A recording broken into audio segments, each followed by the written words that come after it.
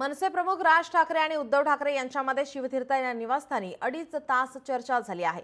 या भेटीनंतर आगामी महापालिका निवडणुकांसाठी ठाकरेंची शिवसेना आणि मनसेत युती होण्याची शक्यता अधिक वाढली आहे। येत्या दसरा मेळाव्यामध्ये ठाकरे बंधू युतीची घोषणा होऊ शकते असं बोललं जात आहे।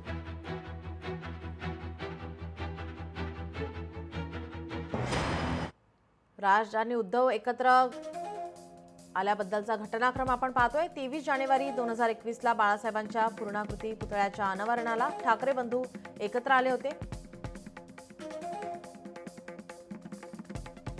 त्यानंतर 22 डिसेंबर 2024 ला राज ठाकरेंची बहीण जयवंती देशपांडे यांच्या मुलाच्या लग्नात बंधू भेट झाली। 24 फेब्रुवारी 2025 ला एका सरकारी अधिकाऱ्याच्या मुलाच्या लग्नात एकत्र आले। 10 सप्टेंबर 2025 स्थळ शिवतीर्थ, उद्धव ठाकरे राज ठाकरेंच्या निवासस्थानी। यावर खासदार संजय राऊत काय म्हणालेत आपण पाहूया। उद्धवजींच्या मावशी काकी याने निघताना उद्धवजींना सांगितलं की गर्दीमध्ये आपल्याला बोलता आलं नाही, बरोबर, तेव्हा तू परत ये मला भेटायला, बरोबर। आणि त्यानुसार मावशींना भेटायला, कुंदा मावशींना भेटायला म्हणजे राजसाहेबांच्या आईंना भेटायला आज उद्धवजी राजसाहेबांच्या घरी गेले। आज का भेटले हे तुम्हाला मी सत्य सांगितलं, तुम्ही त्याच्यावर विश्वास ठेवला पाहिजे, कारण मी सत्य सांगतोय।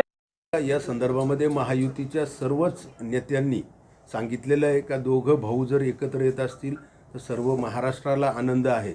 परंतु या संदर्भामध्ये कोण शेवटी जनतेला विकास कामं आणि त्यांच्या ज्या समस्या असतात त्या सोडवणारं नेतृत्व हवं असतं, आणि म्हणून येणाऱ्या निवडणुकीमध्ये लोक त्या संदर्भामध्ये निश्चित मला असं वाटतं का विचारपूर्वक मतदान करून निवडून देतील त्याला। मला वाटतं की एकदा काहीतरी निर्णय त्यांनी करून टाकावा। कोणाचाही आक्षेप नाही आहे, त्यांनी एकत्र यावं, एकत्र येऊन महानगरपालिकेची निवडणूक घडवावी।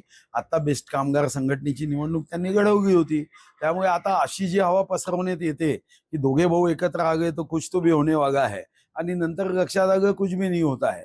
मला वाटतं की एकत्र यावं म्हणजे हा विषय पूर्णपणे समाप्त होईल। आमच्या ज्या काही बैठका आहेत त्या आता अधिकृतरित्या सुरू झाल्यासारखं आहे, आणि जे काही महाराष्ट्रात चालू आहे त्याला एक उत्तर देणं खूप गरजेचं होतं। सो दोघं भाऊ एकत्र आल्यावर महाराष्ट्रात त्याच्या पुढचं राजकारण कशा प्रकारे होईल हे विरोधकांना कळलेलंच आहे। सो आम्ही आमच्या तयारीला लागलेलो आहोत, आणि नजीकच्या काळामध्ये महाराष्ट्र नवनिर्माण सेना आणि शिवसेना दोन पक्ष एकत्र आल्याच्या नंतर काय घडू शकतं हे संपूर्ण महाराष्ट्र आणि संपूर्ण देश पाहिल्याशिवाय राहणार नाही। सो त्या दृष्टीने या बैठका आमच्या आता सुरू झाल्या। ज्या वेळेला दोन भाऊ एकत्र आले तेव्हा तयारी सुरू झाली। आता दिसतोय ना, अविनाश जाधव राजन विचारे बरोबर आहे, अजून काय पाहिजे। तिथं तयारी सुरू केव्हापासून सुरू झालेली आहे, आणि या तयारीचा धसका मला वाटतं समोरच्यांनी घेतलेला आहे। आता त्यांची भेट कशासाठी झाली, काय झाली याची मला कल्पना नाही।